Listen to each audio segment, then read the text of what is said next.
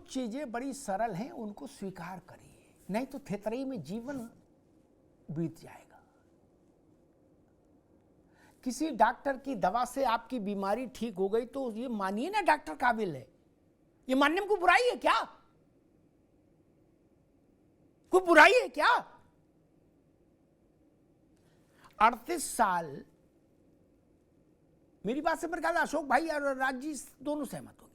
38 साल उत्तर प्रदेश में बड़े बड़े नेता आए, नारायण दत्त तिवारी जैसा नेता, वीर बहादुर जैसा नेता, श्रीपति मिश्रा वगैरह छोड़ दो, ठीक, राजनाथ सिंह, कल्याण सिंह, छोटे नेता नहीं रहे, मुलायम सिंह, मायावती, अखिलेश यादव, ये सब मुख्यमंत्री रहे 38 साल। राज भाई, कोई अपनी सरकार को दोबारा चुनवा कर नहीं ला पाया, केवल योगी आदित्यनाथ ने यह करिश्मा किया 38.5 साल बाद। अब इसमें थेतरी करने का क्या जरूरत है भाई, कि ऐसा है और वैसा है? और जनता ने वोट दिया, ठीक, औरों से बेहतर समझा तभी ने वोट दिया, अन्यथा कभी मुलायम सिंह जी को दोबारा नहीं दिया। 3 बार चीफ मिनिस्टर रहे, लेकिन कभी दोबारा कंटिन्यूएशन में नहीं आए। अखिलेश जी नहीं आए, मायावती 4 बार चीफ मिनिस्टर रही, कभी कंटिन्यूएशन में नहीं हुई। सरकार को जिता के, अपनी पार्टी को जिता के ला पाई, नारायण दत्त जी नहीं कर पाए, वीर बहादुर नहीं कर पाए। गलत तो नहीं कह रहा ना? इसको कोई ऋचा राजपूत कहे या राघवेंद्र कहे या काला चोर कहे, इससे क्या फर्क पड़ रहा? तथ्य तो तथ्य रहेगा ना। इसके लिए तो यूट्यूब देखने की जरूरत नहीं, ये तो बिना ट्यूब के ट्यूब है। 38 साल बाद योगी ने ऐसा करके दिखाया। गाजियाबाद से गाजीपुर, बस्ती से बहराइच तक इसे उत्तर प्रदेश ने वोट दिया। ऐसा तो नहीं कि योगी तेलंगाना के वोट से चुन गया हूं, या नहीं ना। नेता बदले जा सकते हैं मित्र, जनता नहीं। एनडीए नाम रख लो, इंडिया नाम रख लो, और नाम बदल जाएगा, नेता बदल जाएंगे, पार्टियों के दफ्तर बदल जा सकते हैं, चुनाव चिन्ह बदल सकते हैं, लेकिन भारत की जनता तो वही रहेगी ना। तब क्या करेंगे? अध्यक्ष खड़गे जी हो, ये सोनिया जी हो, इससे क्या फर्क पड़ता है? जनता तो वही वोट दे रही है ना।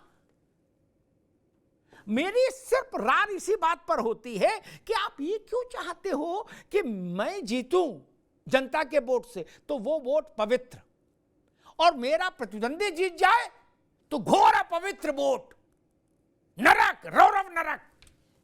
अगला भी खिलाफ, पिछड़ा भी खिलाफ, मुसलमान भी खिलाफ, ईसाई भी खिलाफ, और जाने ब्ला ब्ला ब्ला कौन खिलाफ। तो ये वोट कौन दे गया? कौन दे गया मित्र? ऐसा नहीं। आप लोगों ने जो ईवीएम का शगुफा चलाया वो क्यों नहीं चला? कभी उस पर चिंतन नहीं किया कमरा बंद करके? क्योंकि जनता ने उसको चुटकुला माना। अरे बोले भैया झुट्टे फैला रहे क्या भाई? आपके 111 विधायक जीते, वो असली ईवीएम से जीत गए यूपी में, और भाजपा की जीते 263, तो बोले नकली ईवीएम से जीत गए। अब इस थेतरे पे आदमी कौन आपको रपटा नहीं लेगा? क्या भगा, इसको भगा देगा ना। बोले तमिलनाडु में स्टालिन जो हैं वो पवित्र ईवीएम से बने मुख्यमंत्री, और योगी जी अपवित्र वाली से बने। कौन मानेगा इस थेतरे को? आप करते रहिए, लोकतंत्र है, थेतरे करने की भी आजाद स्वतंत्रता है, संविधान ने दी हुई है, लेकिन चलते नहीं। लालू जी हैं, कुछ भी बोलते रहते नहीं, चलता तो नहीं ना। अरविंद जी हैं, केजरीवाल जी कुछ भी बोले नहीं ना।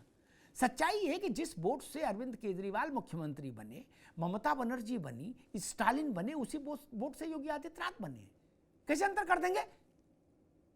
जिस वोट से वायनाड से राहुल गांधी जीते, राज भाई, जिस व्यवस्था से, उसी व्यवस्था और उसी भारत की जनता के वोट से अमेठी में राहुल गांधी हारे। आधा रसगुल्ला मीठा, आधा रसगुल्ला नमकीन, ऐसा तो नहीं चलेगा। वायनाड में चुनाव पवित्र और अमेठी का चुनाव दूषित, ये नहीं चलेगा ना। यहीं से विश्वसनीयता खंडित हो जाती है। और जब जनता हराती है ना, मेरा अपना अनुभव है, शादी नहीं की, बरातें बहुत की, वाजपेयी जी कहते थे, वैसी स्थिति है। मैं चुनाव तो नहीं लड़ा, लेकिन 35 साल से चुनाव लड़ते हुए नेताओं को तो देख ही रहा हूं मित्र। वही मैं कहूंगा विपक्ष के साथ एक दिक्कत मुझे ये लग रही है कि जनता जब आपको दंडित करे और आप उसके दंड को स्वीकार नहीं करते और उद्दंड हो जाते हैं, कोई होने की कोशिश करते हैं, तो जनता और ज्यादा नाराज हो जाती है। राज भाई, मेरी इस बात को इत्मीनान में सोचिएगा। क्या जनता ये चाहती है कि जब आपको दंडित किया जाए तो विनम्र होकर सिर झुकाकर खड़े होइए, मंच पे चढ़ के थेथरई मत करिए कि इनके खिलाफ पिछड़े भी थे, अगड़े भी थे। जनता कह रही हमने हराया और ये दुस्साहस कर रहे हैं, हमारे दंड को स्वीकार नहीं कर रहे। नहीं, क्लास में हम लोग छोटे थे, क्लास टीचर को सजा देते थे शैतानी करने पर, और जो लड़के कहे हाथ ऊपर करके खड़े हो जाओ, अब वो हाथ ऊपर करके खड़ा हो और फिर हंसने लगे तो उसके 4 बेत भी मारता था, एक्स्ट्रा टीचर मारता था ना राज भाई, है? सजा को भोगने का एक तरीका होता है मित्र। कोई जेल में ऐसे जाता है, कौन है भाई गलाल, हम आए गुड्डू पहलवान, नहीं ना, जेल जेल है, सिर झुका के जाइए भाई, जेल के कपड़े पहन के। आप पराजय को, जनता के निर्णय को उस भाव से क्यों नहीं स्वीकार करते कि जनता हमको दंडित कर रही है? आप क्या बोलोगे? कोई भी हो पार्टी क्या बोलेगी? जनता को दूसरी पार्टी ने गुमराह कर लिया। अरे कौन भाई का लाल जनता को गुमराह कर लेगा? ये वैसी बात है, उसी लेवल की थेथरई है कि वकील कहे, मुकदमा हारने वाला वकील गए कि हमारा दूसरी पार्टी के वकील ने जज को गुमराह कर दिया। ये कोई बात हुई? बार काउंसिल से उसका लाइसेंस कैंसिल करो भाई, जो ऐसी बात बोले वकील। ये साहस आप लोग भारत के राजनेता कब लाएंगे कि मंच पर खड़े होकर कहे, प्रेस कॉन्फ्रेंस में कहे कि हाँ हमारी गलती रही होगी, हम जनता को नहीं समझा पाए, और सेवा करेंगे और विनम्रता लाएंगे, जनता के दुख सुख में और सघन भागीदारी करेंगे, और हमें भरोसा है हम फिर चुनाव जीतेंगे, फिर उसका विश्वास हासिल करेंगे। ये बोलने में पेट में दर्द है, समस्या है कोई, क्यों नहीं बोलते? समय आ रहा है मित्र, सब तो जीतोगे नहीं। और हम कह रहे मान लो 400 पार, 500 पार छोड़िए, 272 की सरकार के प्रधानमंत्री के पास भी वही सील मोहर होती है जो 500 सीटें जीत के आने वाले प्रधानमंत्री के पास होगी। सील मोहर तो अलग नहीं ना राज बाबू, आप तो जानते हो क्या? भारत का प्रधानमंत्री भारत का प्रधानमंत्री, क्या उसको सारे अधिकार हासिल है। 280 का प्रधानमंत्री हो और चाहे 480 का प्रधानमंत्री हो। राजीव गांधी 413 के प्रधानमंत्री थे, तो कोई डबल ताकत तो नहीं थी उनके पास कि डबल प्रधानमंत्री लिखा जा रहा हो उनके साथ, प्रधानमंत्री स्क्वायर, ऐसा तो था नहीं था ना। और बाकी आदमी पर भी निर्भर करता है। इंदिरा जी माइनॉरिटी की सरकार में भी मेजॉरिटी के प्रधानमंत्री का जलवा रखती थी। जब सीपीआई उनको सपोर्ट कर रही थी इमरजेंसी के दौरान राज बाबू, तो भी इंदिरा गांधी का तेवर वही था। और कुछ लोग होते हैं जो पूरा बहुमत भी हो जाए फिर भी कुछ बड़ा फैसला नहीं कर पाते। ये आदमी आदमी पर निर्भर करता है। लेकिन भारत के प्रधानमंत्री होने के लिए 272 नंबर है चाहिए, फिर 273 से लेके और 500 तक चाहे जितने हो जाए। जैसे हम लोग कहते हैं ना, लड़के के ब्याह में मंडप जब मड़ऊ जब छवाते हैं तो कहते भाई 5 आदमी चाहिए, जनेऊधारी कहते हैं ना 5, तो 5 मैंडेटरी, फिर 25 आ जाए कोई दिक्कत नहीं, काम तो 5 में ही हो जाएगा। भारत में सरकार के लिए 272 का नंबर है, इसको भी ध्यान रखिए। धन्यवाद।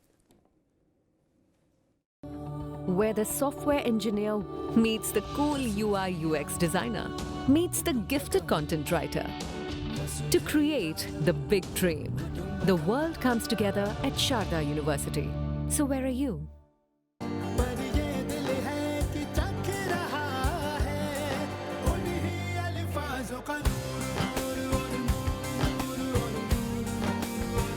दूर कितना भी जाओ, इस जुबान से दूर ना जा पाओगे।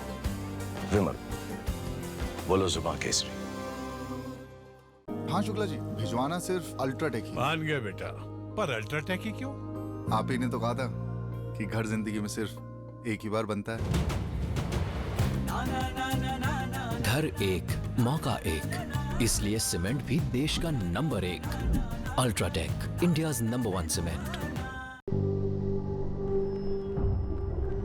झंझनाहट से जल्द आराम पाएं सेंसोडाइन रैपिड रिलीफ के साथ।